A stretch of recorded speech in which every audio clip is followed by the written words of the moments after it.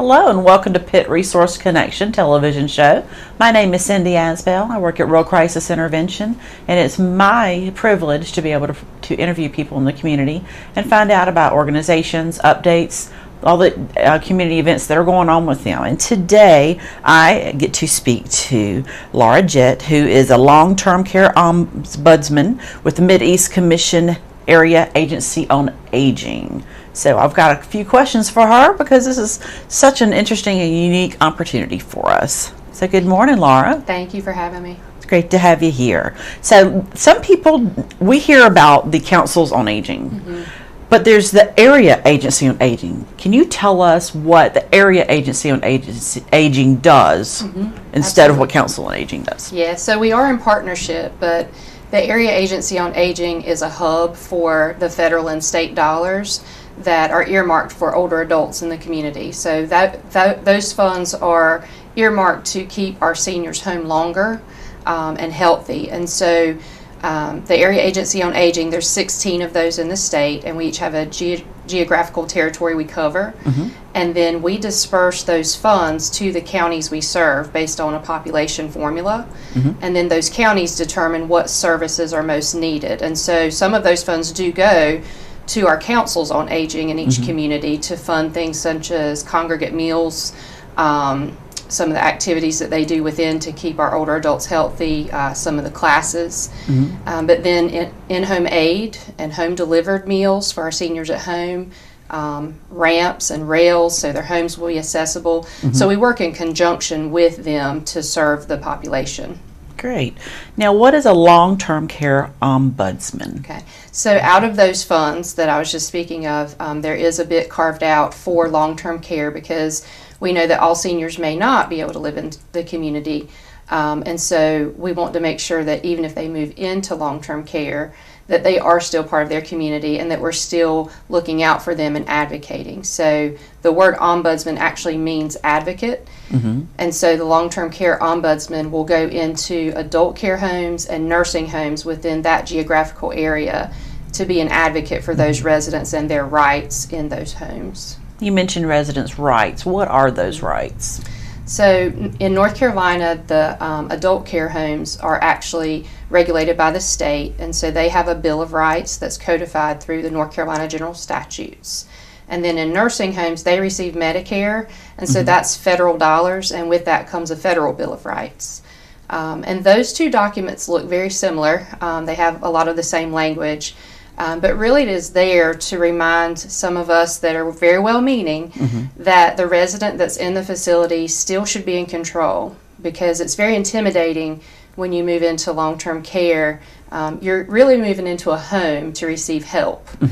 You're not moving there because you can no longer make decisions or lack capacity. And sometimes when you move in, you don't know your rights and you just kind of let people tell you what to do and take control. So that Bill of Rights is to help you remember what you should be in control of. Things like my individual preferences. What do I like to eat?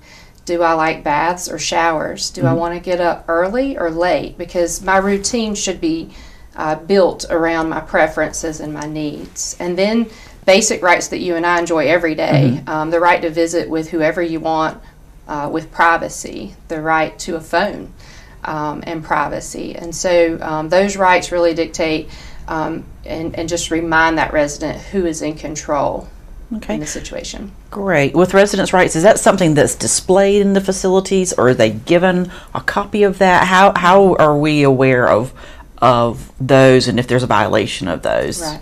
So great question. So that should be in their admission documents when they move in. But as we know, you get this big packet of information, and there's so much going on. And again, I think it's really traumatic, for any of us to move from our home into a new facility. And so they do have to be posted. So we actually have posters at our office that we provide to the facilities, and they have to post that in a location where residents can see that. And then the ombudsman for that region will be listed on the bottom of that with their phone number. Okay, great. So who can call the ombudsman? Oh, great question. Anyone can actually call the ombudsman.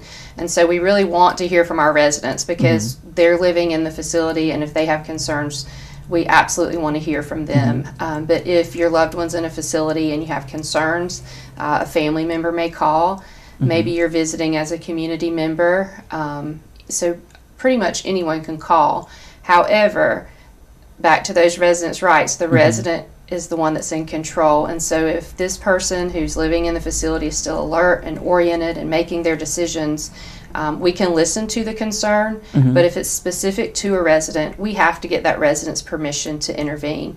And that really is because a lot of residents are worried or feel intimidated, and they're afraid of retaliation. And so we have to respect that and look for ways to handle concerns and mediate without violating their rights. So we have to have their consent. Now, if there is a resident who has a guardian, would you go to that guardian and go through them? Absolutely. So if we receive a concern, maybe you as a community member came in and you visited with a resident and you had concerns and you called. If that resident has a guardian, I'll get permission to call the guardian first and ask the guardian for permission to intervene. And with that, again, an ombudsman is not a regulatory entity, so we do not come into facilities to cite them or fine them.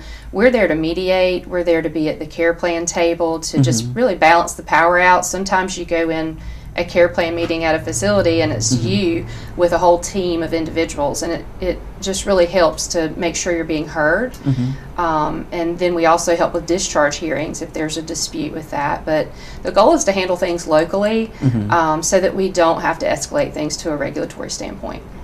So how can the community help or become more involved in supporting those in long-term care? Oh, so many ways the community could help. As you know, during COVID, those facilities were locked down, and prior to that, we had so much community involvement in our facilities. We had a lot of religious organizations that would provide services.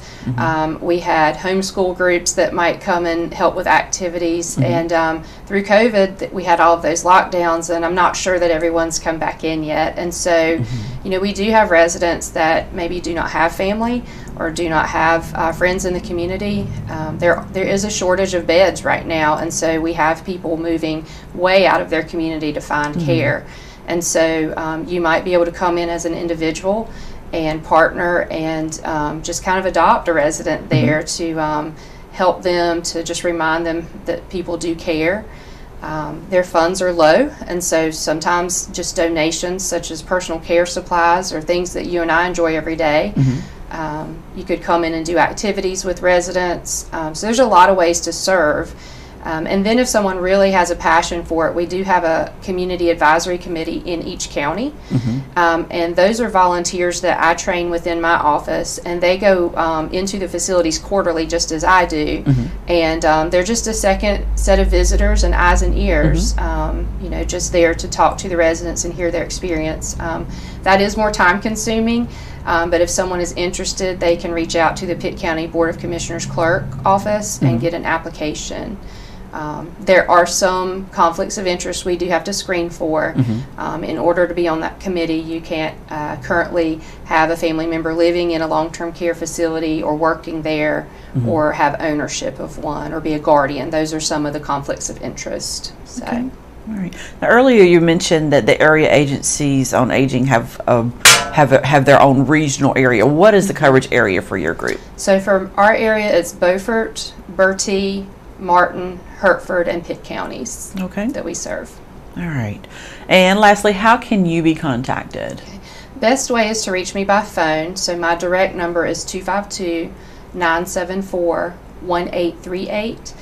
We do cover 5 counties, so we are not always at our desk, but that does have my confidential voicemail there, so you can leave a message. I am able to check them while I'm on the road, out in the communities.